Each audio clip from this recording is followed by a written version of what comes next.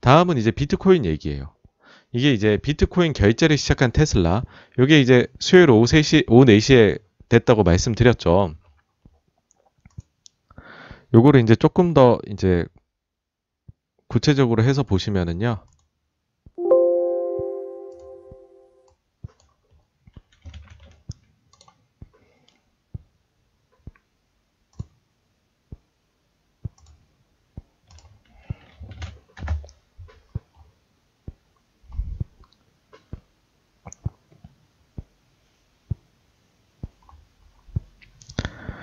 요거 이제 영상으로 이렇게, 네.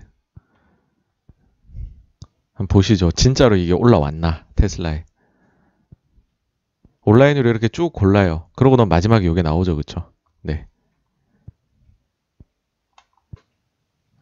요거를 이제 보여드리고 싶어가지고, 네. 트위터도 한번 보여드렸고요.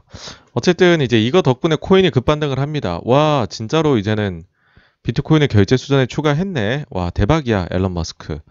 뭐 이렇게 얘기를 했는데, 아, 맞아요. 여기에 대해서 막간 상식을 하나를 제가 말씀을 드리자면요. 자, 회계입니다. 회계. 저희 회계를 좋아하잖아요. 공부하는 거를. 기업이 비트코인을 사면 어떻게 회계 처리를 할까요, 여러분?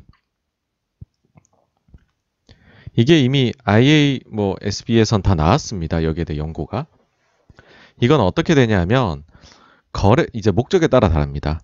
그 이제 이거를 재고 자산이나 혹은 무형 자산으로 처리를 할 수가 있어요. 혹은 이제 재고 자산, 가상 자산 이런 걸로 할 수 있는데 내가 만약에 사업 목적이 거래소이고 혹은 이제 비트코인을 순수하게 이제 차익을 보기 위한 매매 목적으로 매수를 했다라고 하게 되면 비트코인을 매수한 거에 대해서 가상자산이나 재고자산으로 반영을 하게 됩니다. 그래서 이게 가격이 올라가거나 내려가면 손익계산서에 반영이 돼요. 이게 무슨 말이냐 하면은 우리가 잘 알고 있는 그 빗썸입니다. 예.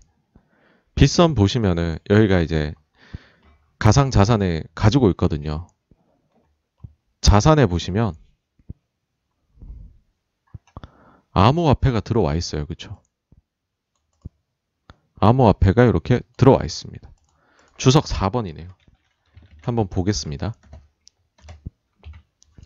가상자산 이제 종류를 보시면 비트코인 제일 많이 가지고 있고 이더리움 좀 있고 그 다음으로 이오스를 좋아하시네요.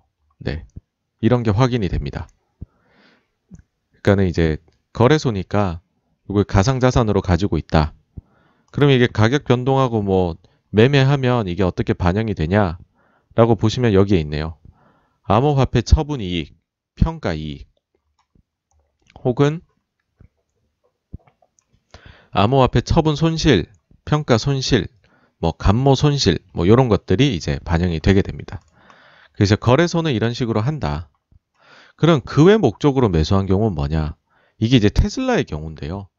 테슬라가 이제 나중에 우리가 결제 수단 추가를 하기 위해서 이거를 그냥 산다. 이렇게 얘기를 했지 않습니까? 그렇죠? 이런 경우에 이제 무형 자산인 거죠.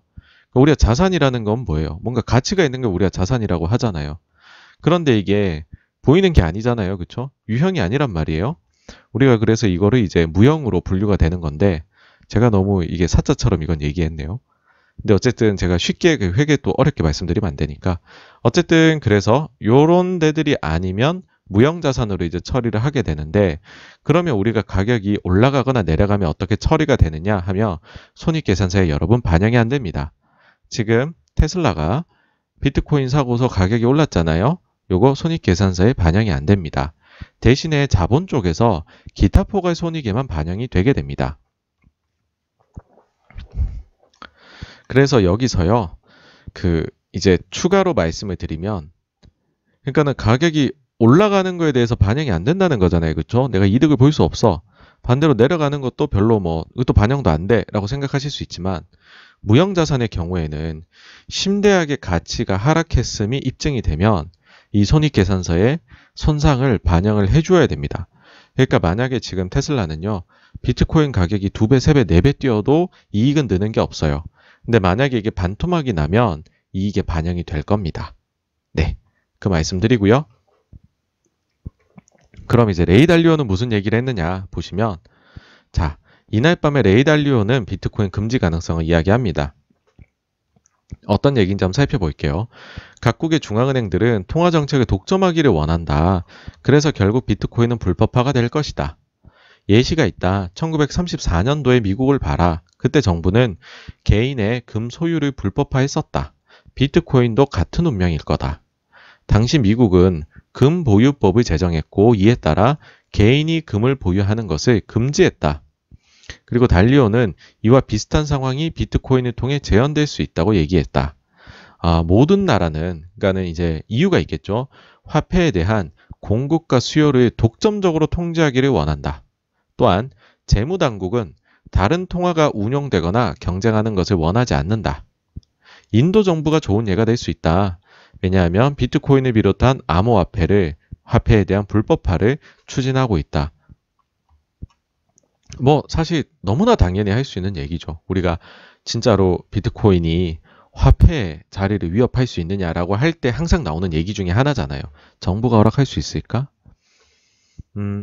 이제 그런 얘기가 나왔던 거고, 다만 이제 여기에 대해 이건 있습니다.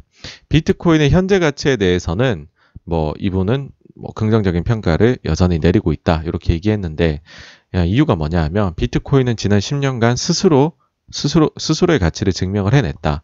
뭐냐면 해킹이 된 적도 없고 상당한 지지 기반도 쌓아왔다. 그러면서 비트코인은 부의 저장 수단이면서도 디지털 현금처럼 작동하는 것도 장점으로 작용한다. 그러니까 코인에 대해서 좋은 얘기를 하시면서도 근데 정부를 보면 그 힘은 너네가 못 이길 거야. 뭐 이런 얘기를 하는 거죠. 그러면 이제 딱 눈에 띄는 게 이거예요. 34년에 뭔 일이 있었길래 왜 그랬을까? 이때 시대가 어땠을까? 이때 금 가격을 한번 보실게요. 자, 보시면요. 자, 세계 1차 대전 끝나고 그 다음에 20년대 쭉쭉쭉쭉 경제 좋아져서 대공황 한번 딱 겪고 나서 이때 이제 불황기가 오죠. 대공황 불황기. 대공황 불황기에 금값이 폭등을 합니다, 여러분. 300달러 조금 넘던 금값이요. 700달러까지 올라가요.